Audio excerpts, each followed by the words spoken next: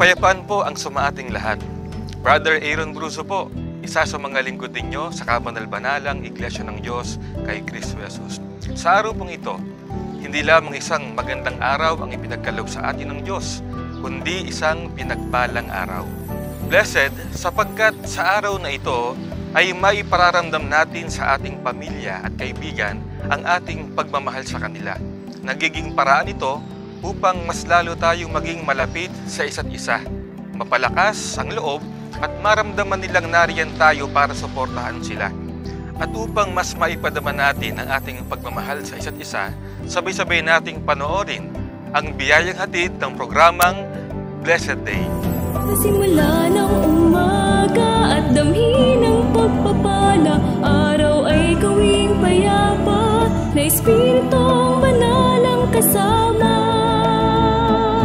May matibay na pag-asa, tayo ay mga pinagpala na tanging sambin ng puso. Ama, salamat po. Sa atin ng mga mananampalataya sa salita ng Diyos, napakahalaga na sa bawat araw na dumaraan, sa ating buhay ay may guide tayo na nagiging batayan ng ating meditation o reflection. Kaya't sa bahagi pong ito ng Blessed Day, aming buong lugod na ipaglilingkod sa inyo ang daily reflection na hango sa mga aklat na sinulat ng kapatid na Hiel na siyang pangunahing lingkod ng kabanal-banalang Iglesia. At ang daily reflection natin para sa araw na ito ay hango po sa daily reflection na Love Notes.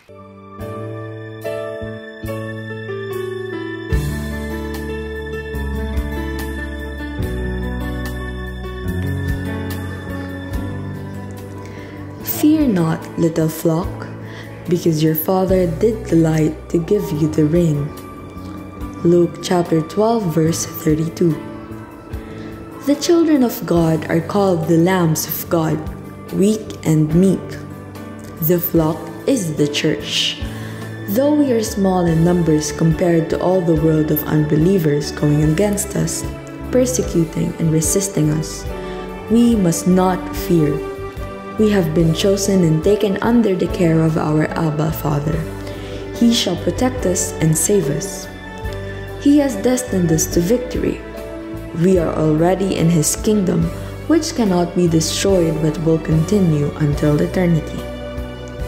Little flock, the promise has been made. You shall become the kingdom to rule the whole earth. It shall be done. Huwag kayong mga takot, munting kawan, sapagkat nakalulugod na mainam sa inyong Ama ang sa inyo'y ibigay ang kaharian. Lucas 12:32. Ang mga anak ng Diyos ay tinatawag ng mga kordero ng Diyos na mahina at maamo. Ang kawan ay ang Iglesia.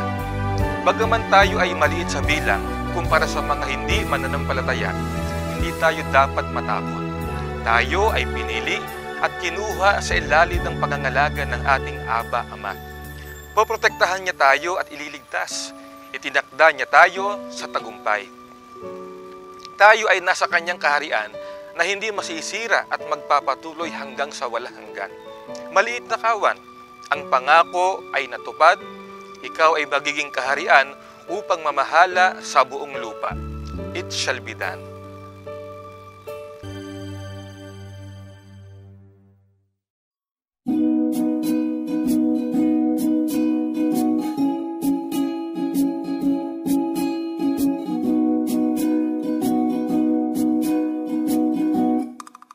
Sa isang katawan ay tinipon upang doon mga mamamayan niya ay maglingkod.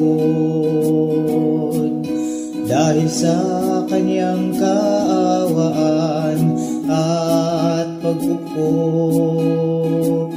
dahil sa tapat na pag-ibig, tayo ay nasako. Sa isang katawan ay tinipon upang doon mga mamamayan niya ay maglingkod. Dahil sa kanyang kaawaan at pag dahil sa tapat na pag-ibig, tayo ay nasako. Kahit ang kamatayan ay hindi mananaig, sapagkat pinaghaharian ng Diyos ng pag-ibig. Isang kahariang pagsapap sa daigdig, biyayang kaligtasan ang siyang pag-asang hatid. Ang bayang kabanal-banalan, magpapalaya sa sanlibutan, ibihagi ng sangkatauhan ng pag-ibig na walang hanggan. Hindi mananaig ang kaaway, dahil nilikhang sakdal tibay. Tiyak ang ating tagumpay.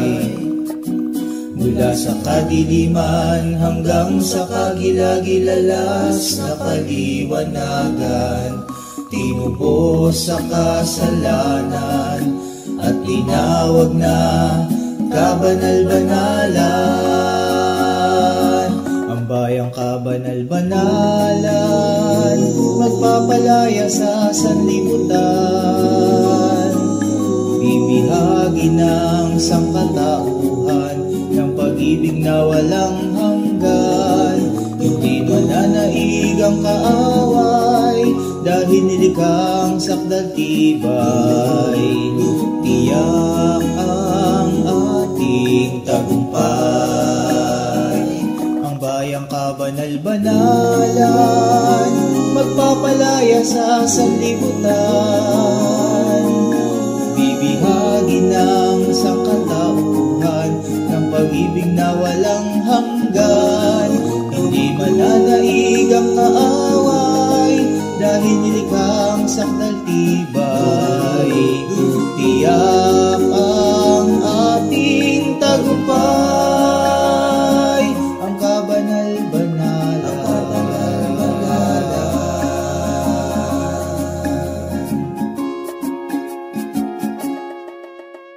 A blessed day to all! Kayo po ay kasalukuyang nanonood ng programang ipinaglilingkod ng Kabanal-Banalang Iglesia ng Diyos kay Kristo Jesus.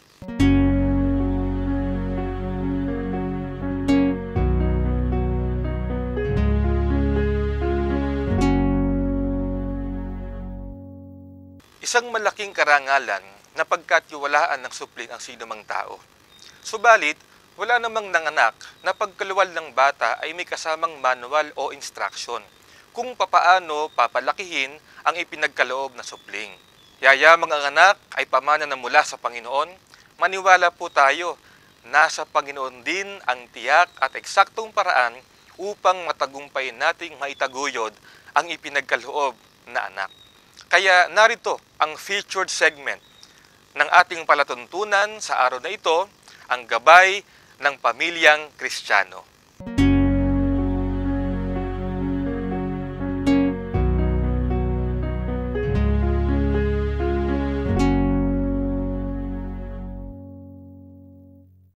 Shalom po mga minamahal na kapatid at mga aming tagapakinig. Sumating pong lahat ang kapayapaan ng ating Panginoon. Good morning sa inyong lahat. Isang mabiyayang araw po nawa ang sumating lahat sa tulong at awa ng ating Panginoon. Ngayon po ang ating namang tatalakayin ay yung mga tips sa paraan kung paano po natin matuturuan ang ating mga anak ng godly principles. So ang ating pamagat, 10 tips for teaching children godly principles. Alam niyo po, napakamahalaga na ang mag-asawa ay magkatuwang, magkatulong sa pagdisiplina at pagtuturo sa kanilang mga anak. No matter how busy we are, sa trabaho, sa negosyo, ang mag-asawa kinakailangang teamwork po sila sa pagtuturo, sa pagdidisiplina sa kanilang mga anak. Sa Efeso 6:4, ganito po ang nakasulat. Kayong mga ama, huwag ninyong ipamungkahi sa galit ang inyong mga anak, kundi inyong turuan sila ayon sa saway at aral ng Panginoon. Sabi dito, mga fathers, do not provoke to anger. Ibig sabihin, do not agitate or irritate our children. Kasi pagka po ang isang tao ay talagang dinidisiplina natin out of anger, yung galit na galit tayo, mas malamang hindi po matuto yun. Mas malamang hindi po tumugon yun sa kung anong dapat nating gustong mangyari sa Kanya. Ayon po sa ating narinig, turuan sila ayon sa saway at aral ng Panginoon. As head of the household, yung father po ang pangunahing may tungkulin sa pagtuturo at pagdisiplina sa kanilang mga anak. Pero in practice po, sa katotohanan, yung instruction na ito is meant for both parents. So kahit po nanay, kahit tatay, tungkulin din na dumisiplina at magturo sa kanilang mga anak. Yung pong Christian parents are expected to be highly involved in raising their own children. Tandaan po natin, tayo bilang mga magulang na Kristiyano, ang Diyos po is expecting us na maging involved po talaga tayo sa pagtuturo, sa pagdisiplina, sa mga anak na ipinagkatiwala sa atin ng ating Panginoon. Sa talatang ating nabasa, there are two areas that were mentioned, di po ba? Una, yung disiplina. Yung discipline po, it involves learning self-control and the ability to restrain from personal desires in order to do what is right. Yan po mahalagang maituro natin sa ating mga anak, yung magkaroon po ng self-discipline, na pwede rin sabihin self-control o self-restraint. Yung bang magpigil sila na hindi palaging gawin yung gusto nilang mangyari. Diba? Halimbawa, ang mga bata po ngayon, napakahilig sa gadgets, sa cellphone o kaya sa iPad at iba pang mga gadgets. We must teach them how to control yung pong urge nila na palaging maglaro sa gadget. Kasi kung palagi po nating babayaan sila na talagang want to sawa, laging gusto, naka-gadget, hindi po sila matututunan yung disiplina o self-control. So mahalaga po na magawa natin ito, maturuan natin sila to keep them from developing bad habits. Di ba? So, kapag ka po bibigyan na natin sila ng panahon, halimbawa, anak, bago ka mag-gadget, kinakailangan natapos mo muna yung gawain mo sa bahay, yung takdang chores mo sa bahay. Nakapaghugas ka na ba ng plato? Diba? O pagkatapos noon, nagawa mo na ba yung assignment mo? Nakapag-review ka na ba sa exam ninyo? Di po ba? O kaya naman po, mula Monday to Friday, hindi ka pwedeng mag-gadget kasi panahon niya ng pag-aaral, pag-review, paggawa ng mga assignments o kaya ay projects. So, Saturday o weekend, pwede kang mag-gadget na. Pwede po nating impose yun sa ating mga anak for them to learn discipline. May panahon sa lahat ng bagay. O itong panahon ng pag-aaral, magpigil ka, pagbutihin mo yan. Pagkatapos ng mag-aral, napakasarap gawin, yung gusto mong gawin, di po ba? Kasi natapos mo na yung mga dapat mong gawin . So mahalaga pong ma-instill natin yan, maituro natin sa ating mga anak to restrain them from personal desires in order to do what is right. So yun po mangyayari. Hindi na palaging gagawin yung gusto nila. Yung gagawin nila kung ano po yung tama. Alam nyo, sa pag-i-post po nito, hindi po maring makaramdam po tayo ng guilt feelings di ba? Kasi tayo, bilang mga magulang, gusto natin palagi masaya ang ating mga anak, di ba? Maibigay yung gusto nilang gawin. Pero tayo rin ay dapat magpigil sa ating sarili. Kasi kung di natin gagawin yon, anong mangyayari sa kanila? Di po ba? Mawawalan sila ng self-control. So tayo rin po, kukontrolin natin ang ating sarili. Maring yun po hindi pleasant, pero necessary. Di ba? Pangalawa po, yung God's wisdom. We should be involved in teaching our children about about God's way through education and example. Yung pong tinutukoy na aral ng Panginoon na dapat nating ipangsaway sa kanila. Napaka-swerte po ng mga bata na ang kanilang mga magulang godly parents. Diba? Na talagang yung natututunan sa mga church services, nire-relay naman nila sa kanilang mga anak. Una, sinasabi, dapat mahalin mo ang Panginoon, una sa lahat. Kinakailangan ikaw ay maging mapagbigay sa iyong kapwa. Kinakailangan matutunan natin maging mapagpatawad. Kinakailangan yung patience ay mapasa atin. At bukod po sa pagsasabi at pagtuturo ng mga aral ng Diyos, mahalaga po na nakikita nila yaon sa paraan mismo ng ating pakikitungo sa ating asawa, pakikitungo sa kanila, at pakikitungo sa ating kapwa. So, dalawang bagay po, mga parents, ang dapat na ating nagagawa sa pagtuturo sa kanila. Di ba? Teaching by example and teaching by telling them. Di ba? By sabihin sa kanila kung ano mga kalooban ng ating Panginoon. So, yun po ang tungkulin natin bilang mga magulang na pinagkatiwalaan ng Diyos ng ating mga anak.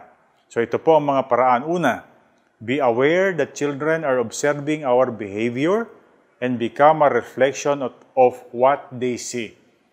So, tandaan po natin na ang mga anak talaga, naobserbahan po ang ating behavior, yung ating karakter, yung ating diskarte. At yun po ay nagiging reflection kung magiging ano sila.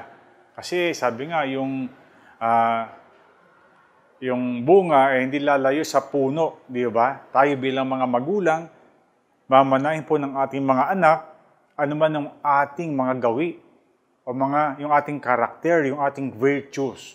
So mahalaga po na yung kanilang nakikita na halimbawa na ating ginagawa, tama at mabuti.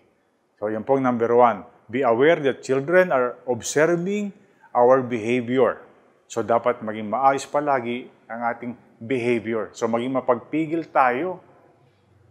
Tiyakin natin na kung mahulog man tayo sa kahinaan, huwag nawang makita ng ating mga anak sapagkat gagayahin po nila yon. At tiyakin po natin na lang makikita yung mga good points, mga mabubuting katangian na dapat nating taglay.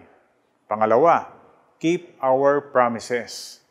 Pagka po tayo may ipinangako sa ating mga anak, tupdin po natin no matter what happens. So halimbawa, sige, pagka maayos mga grades mo, bibili natin yung favorite toy mo na gustong bilhin. Nagawa ng anak mo yung kanyang end, naging mabuti siya, naging maayos ang grades niya, ito pa rin po natin ang ating ipinangako.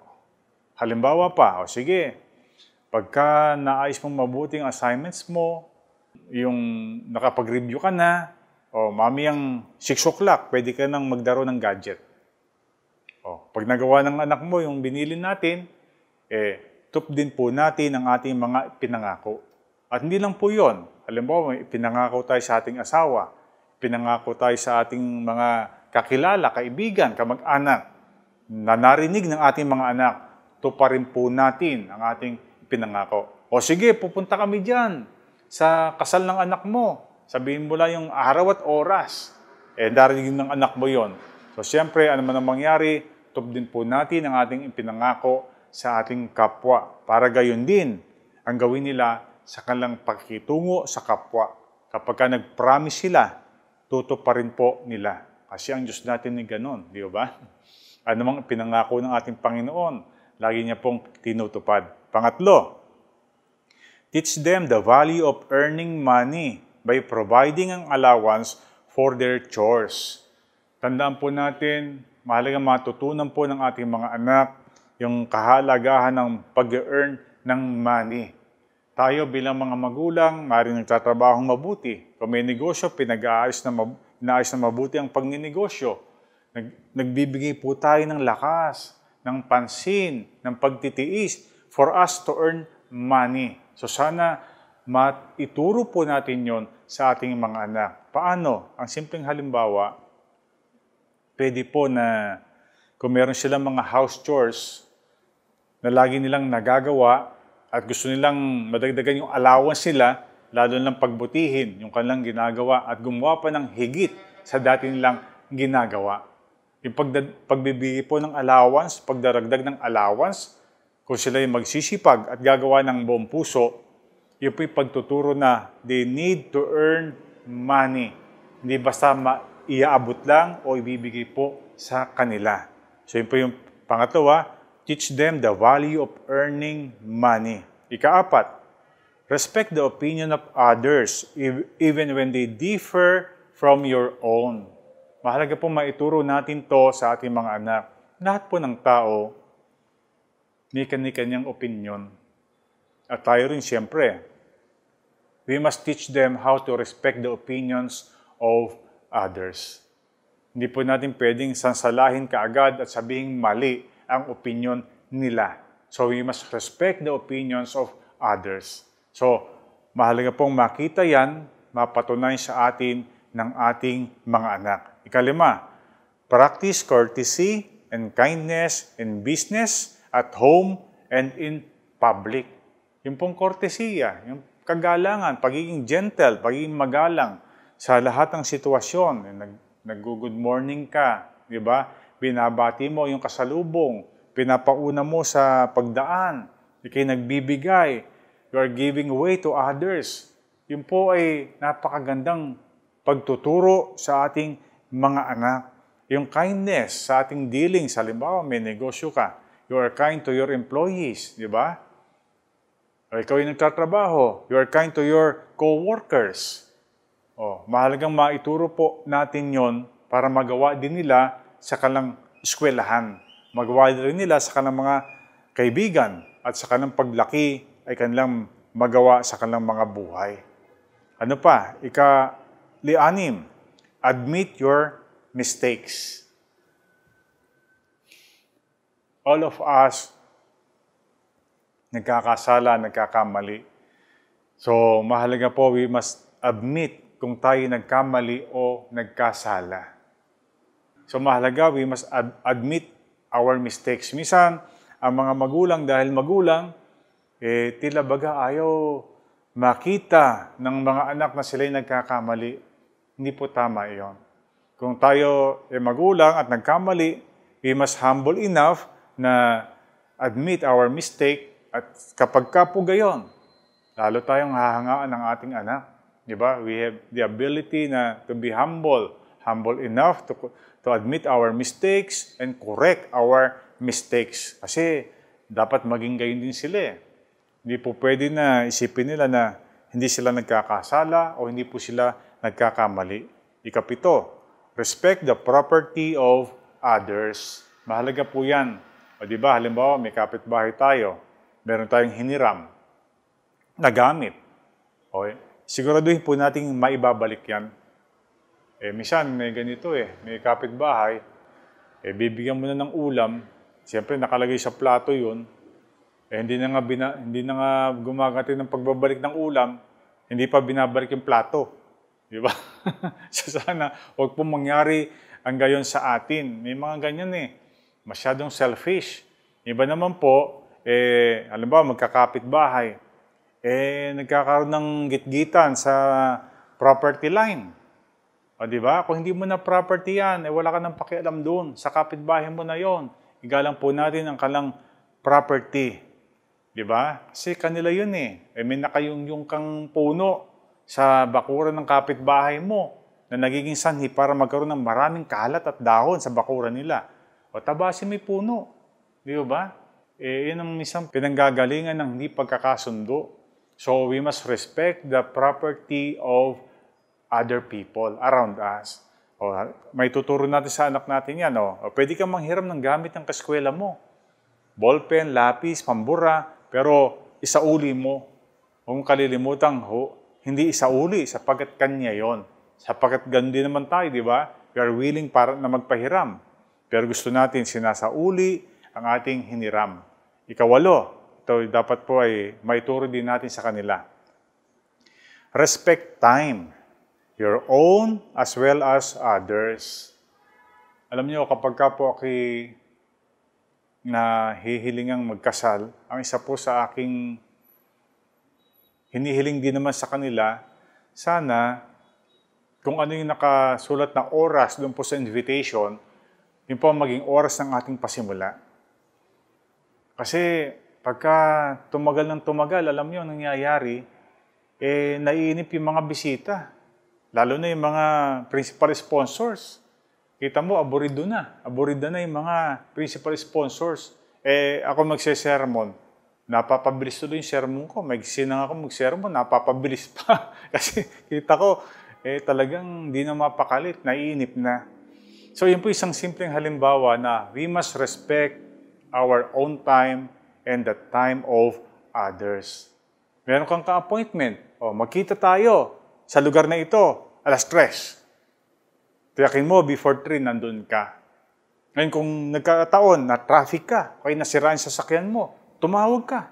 Di ba? Ganun paraan. Kasi we are respecting the time of others. Kasi meron din silang ibang gagawin. At tayo din naman.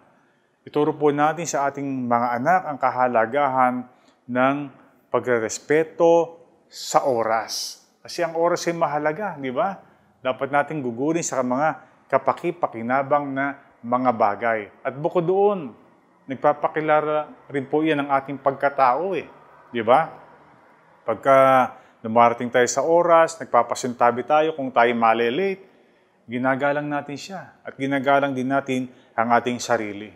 Ikasyam, demonstrate the importance of sharing by giving time, talents, and money to others.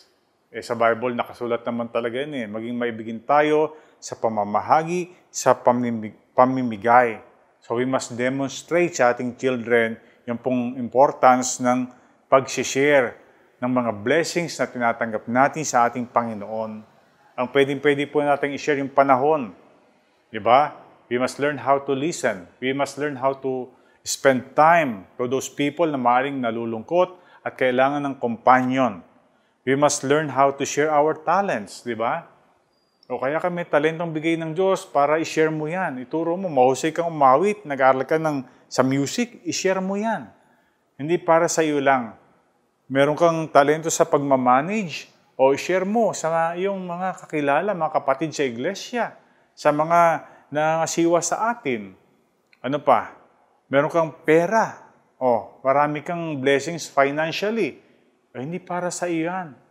You are being used by the Lord to be blessing to others. Di po ba? Pinadadaan ng Diyos ang blessings na yan para ikaw ay maging blessings din sa mga nakapaligid sa iyo. Pero, kaingat din tayo kasi minsan may mga tao mapagsamantala naman. Di ba? Lagi na lang umaasa, lagi na lang humihingi, hindi nagsisikap, hindi nagmamasipag. So, minsan, tatantsahin din natin. Pag-aaralan din po natin ang ating tinutulungan. Baka nagsasamantala na lang. Pero in the end po, mahalagang maging mapagbigay tayo ng mga anumang nasa sa atin, maging ng mga kaperahan. Yan po ay utos ng ating Panginoon. Ikasampo, be truthful in all situations. May isang tatay, sabi sa anak niya, pag tumawag si paring Gardo, sabihin mo, wala ako dito Nako, tumawag bigla. Ang nakasagot yung anak mo. Tinuturoan mo siya magsinungaling. Di ba? Wala po dito yung tatay ko Sabi nung nasa linya, nasaan ba yung tatay mo? Tatay, nasaan ka daw? Di ba? So yun po ay isang sitwasyon na napakahirap talaga na turuang magsinungaling ang ating anak. So huwag po natin pabayaan na maturuan natin sila ng kasinungalingan. Be truthful saan man pong sitwasyon. Kung ang isang bagay ay negatibo, sabihin mo pa rin na ating nagawa. Kung tayo nagkamali, may nakalimutan tayo, aminin natin, nakalimutan ko nawala sa loob ko. Hindi may sisisihin tayong iba, kaya nagawa natin yon. Minsan, mahina nakita natin, konti na yung pera, hindi pa rin natin sasabihin sa ating mga anak. Kapag sitwasyon ng ganyan, sabihin natin sa kanila. para sila din po ay magtipid at makita nila yung kahalagahan ng pera. Di ba? So, when we love people, we do not manipulate them. We do not use them para sa ating advantage o para sa ating kapakanan. So, mahalaga po, maging truthful tayo sa anumang sitwasyon. At kayo rin mga anak, sana, itong grades mo, huwag mong itago sa mga magulang mo yan. Kung ikaw hindi naka-perfect sa iyong exam, sabihin mo. Di ba? Kung ikaw nagkulang sa iyong tungkulin, bilang magulang din naman, bilang tatay, bilang nanay, be truthful sa iyong asawa at sa ating mga anak. So yung 10 ito, mga kapatid, mga tagapakinig, mahalaga po ang maituro natin at mabigyang halimbawa sa ating mga anak para matutunan nila yung godly principle. So mahalaga yung pagdidisiplina po sa kanila. Sabi sa Hebreo 12:6, the Lord disciplines the one He loves. Dinidisiplina ng Diyos ang kanyang minamahal and chastises every son whom He receives. Talagang pinarurusahan niya. Kasi yung nagpaparusa po, paminsan-minsan, yung po ang nagmamahal na magulang di ba? Yung dumidisiplina paminsan-minsan, yan ang tunay na nagmamahal na magulang. Yung pong magulang na hindi nagmamahal, binabayaan na lang yung anak nila sa maling mga gawi. Tayo, dahil mahal natin ang ating mga anak, didisiplinahin natin sila, parurusahan, paminsan-minsan. For the moment, yung pong mga disiplina seems painful, di ba? Rather than pleasant. Masakit yan kasi tayo nasasaktan kapag nahihirapan ng ating mga anak. But later, it yields the peaceful fruit of righteousness to those who have been trained by it. Yan po yung nasa 12:11. Sa simula talagang masakit sa atin at maging sa ating mga anak. Pero ito po yung nagbubunga ng mga bunga ng righteousness, ng katwiran sa sinumang pong na-train ng disiplina ng ating Panginoon. Ngayon po, halimbawa, ang ating anak, gumawa ng mabubuting bagay. Diba? Kasi sinasabihan natin lagi sila Sinasaway natin palagi. O gumawa ng kanyang chore sa bahay. Naging responsible sa kanyang assignment. Naging masipag. Dapat po, i-appreciate din po natin sila. I-commend din po natin sila. Di ba? Minsan tayo kasi bilang mga magulang, ang kadalasan natin nakikita yung pagkukulang ng ating mga anak, yung hindi nila nagagawa. Pero once na magawa po nila yung kanilang katungkulan ng maayos, we must appreciate them. We must commend them para makita nila natutuwa tayo sa kanilang mga pagsunod. So sana po mga kasamang mga magulang sa mundong ito, magulang na Kristiyano, ang 10 tips na ito ng pagtuturo sa ating mga anak ng godly discipline, godly principles, ay magawa po natin pagpala sa ating Panginoon magmula ngayon at magpakailanman. Maraming salamat po. Tayo po ay sumapit na sa dulong bahagi ng ating programa. At bago po ang pansamantalang pagtatapos ng programang ito, tayo po ay mag-uukol ng isang panalangin upang ating hingin ang patuloy na pagpatnubay at pagpapala ng Diyos sa mga kasunod pang oras at araw na ating lalakaran. Inaanyayahan ko po kayo na pumikit, sama-sama nating ipaabot sa ating dakilang Diyos ang ating panalangin.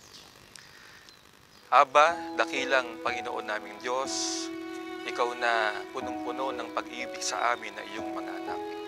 At dahil sa iyong pagmamahal, O Panginoon, nais mo po na kaming mga anak mo ay mapabuti ang amin pong mga kalagayan. Salamat po sapagkat kami ng mga magulang ay pinagkalooban mo po ng mga supling o ng mga anak na pagpapala o pamana mo po sa amin. Dahil dito, Panginoon, nadarama po namin ang iyong dakilang pag-ibig sa araw-araw po ng aming mga pamumuhay bilang mga magulang. Sa tuwing nakikita at nakakasama namin ang amin pong mga minamahal na mga anak.